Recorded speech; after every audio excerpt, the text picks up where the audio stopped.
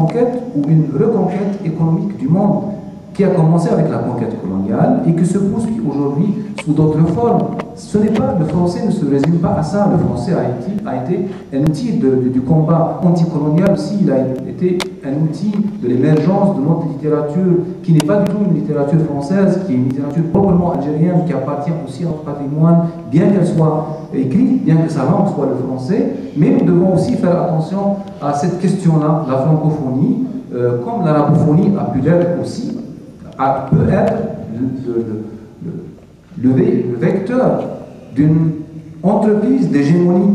Cette hégémonie, elle peut être simplement culturelle, elle peut être aussi culturelle, économique. C'est juste pour être un peu dans la complexité des choses. Ce n'est pas du tout une façon de dire que les francophones ne font pas non.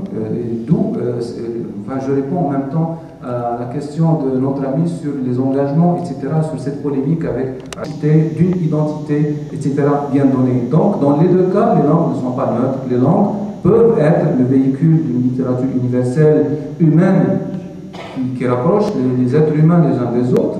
Et quand les langues deviennent des instruments de conquête économique, il faut aussi en être conscient, et ce n'est pas du tout quelque chose qui est propre à l'Algérie ou à la France.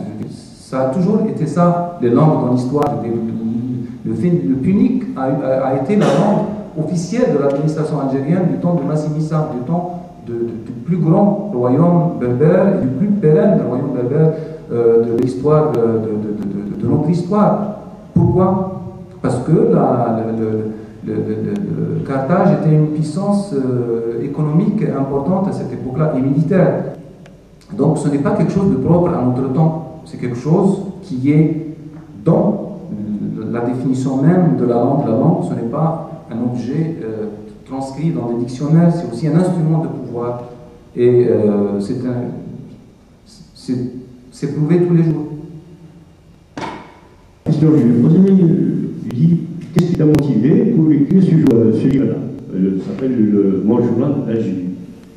Elle m'a dit, j'ai jugé que la presse était trop virtuelle, ce qui est un petit peu juste à l'époque. À l'époque, il y avait deux courants qui ont pris en otage la société. Il y a un courant qu'on nommait à l'époque réconciliateur, et il y a un autre courant qu'on nommait éradicateur. Au-delà de ces courants politiques hégémoniques, aucune existence n'est permise. Voilà. Donc aucune autre pensée n'est permise. Justement, il y a un certain embrigadement qui a empêché même la création à l'époque. Parce que pour qu'on soit créatif, il faut bien avoir une certaine liberté, comme tous les arts, la littérature, le cinéma et ainsi de suite. Donc à l'époque, c'était très difficile. Beaucoup étaient quelque part contraints de quitter le pays, de prendre des distances pour pouvoir écrire au moins, plus ou moins librement, mais d'autres écrivains ont fait délibérer. C'était un choix délibéré. Dire Rachid Bouchra, pour moi, à l'époque, il s'y rangeait de son courant, veut dire, quitte à abandonner un certain engagement, donc de l'être connu et ainsi de suite. Je pense que ce n'est pas innocent, ce n'est pas fortuit pour Bouchra. Il y a d'autres, peut-être qui l'ont fait par contrainte, comme cette femme-là qui est venue de France, m'a dit, moi, j'ai jugé que c'est virtuel, ce qui s'écrit dans la presse, donc j'ai essayé d'avoir ma propre vision. Je lui ai répondu, est-ce que ne penses-tu pas avoir reproduit cette même virtualité? Non, elle m'a dit non. Non, je lui ai dit si. Comment tu as fait? Tu as demandé aux autorités de t'escorter par demi-sac qui automatiquement ont désigné des témoins, et ce courant-là, il s'appelle ceci. Ce que tu dis sur le matin, ce que tu dis à l'époque sur le matin, donc les journaux, les libertés à l'époque et tout, c'était les porte-parole de ce courant-là. C'est la même chose. Vous n'avez fait que reproduire cette vision-là qu'on met à l'époque éradicatrice. Ce qui m'a plu, ce qui me plaisait le plus justement chez le copain Yassine, c'est cette capacité de garder une certaine autonomie vis-à-vis du champ politique. Il avait toujours cette force-là d'avoir de garder la tête froide. On critique ses adversaires sans pour autant s'attirer de la haine. Et dénoncer les islamistes. Je me rappelle une fois, je lui dis, mais là, tu es dans le camp de tel. Il a publié une interview de Hachemi. C'était ça. Il m'a dit, tu as déjà oublié, c'est moi l'inventé qui tue qui. C'est lui l'inventeur, justement, c'est lui qui a inventé cette expression-là. Auparavant, il disait, on ne sait pas qui tue. Et bien ici, il a publié un papier, comme il est subtil dans les expressions, qui tue qui, la honte. C'était ça son analyse à l'époque. Ben, il m'a dit, moi, je préfère le pousser à s'auto-dénoncer que de l'attaquer directement chez lui. Ce qu'il a fait dans son interview, ce qu'il faisait souvent pour les islamistes pour comprendre. Ici, c'est justement cette force de critiquer quelqu'un tout en gardant le respect. Voilà.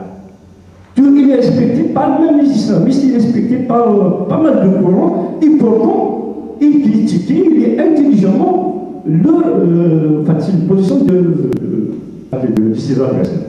Et merci, je m'excuse. Non mais c'est-à-dire j'aimerais juste commenter un peu ce que tu as dit sur Boujedra. C'est-à-dire Boujedra, pour toi, il a renié un certain nombre d'engagements, etc. Moi, je pense que chacun est libre de considérer que Boujedra a renié ou pas renié ses engagements. Pour moi, ça ne devrait pas être un paramètre important pour juger de ses œuvres. Pour moi, c'est la limite entre la critique journalistique ou autre et la politique au sens du jugement des positions des uns et des autres. Moi, je ne partage pas du tout les positionnements de Boujedra au début des années 90. Ces positions politiques ne sont pas vraiment les miennes, mais je ne crois pas que ce soit déterminant pour juger ces œuvres. Pour moi, c'est ça le plus important aujourd'hui, parce qu'il y a une certaine confusion qui fait que souvent on va rejeter le roman de Boujedra parce qu'on n'apprécie pas ce qu'il a pu dire sur Abdan Ramdan ou sur Amérouche ou sur ceci ou cela, alors que bon, c'est juste un sujet de discussion de plus qui ne donne pas sa valeur à son œuvre ni la lui retire. Voilà. On va prendre encore une dernière question. Non, il n'y en a pas. Alors, moi j'ai envie de vous poser une question par rapport à certaines thématiques traitées dans le cinéma. Là, je pense au film de Nadir Mouknesh, par exemple, d'Ilis Paloma ou Viva l'Algérie, où il a traité notamment de sujets, disons, tabous, à savoir la prostitution et la sexualité, tout ça. Est-ce que le public, peut-être un avis de cinéphile, le public est assez réceptif à ce genre de... Je pense qu'il est tout à fait réceptif. Le public, c'est pas le problème, c'est que ces films ne sont pas forcément montrés.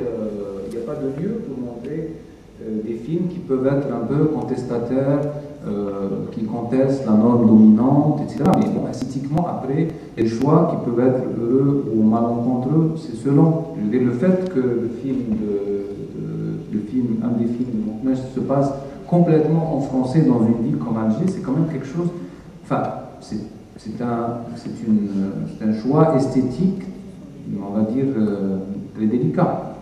C'est le moins qu'on puisse dire.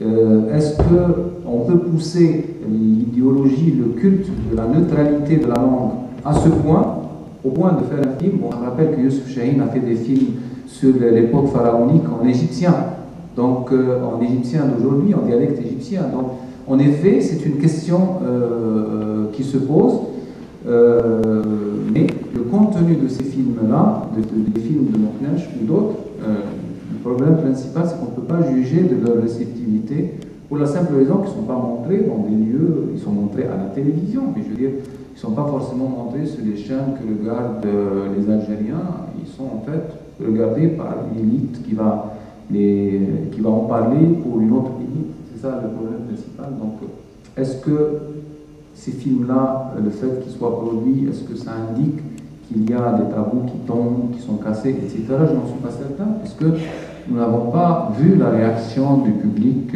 des cinémas à ces films in situ? Ce ne sont pas des films qui ont vraiment été projetés dans des salles. Question? Vous parlez des tabous de temps en temps, la société se libère sans ses élites en fin de compte. Parce que les élites fonctionnent dans des couloirs et la société est dans d'autres couloirs.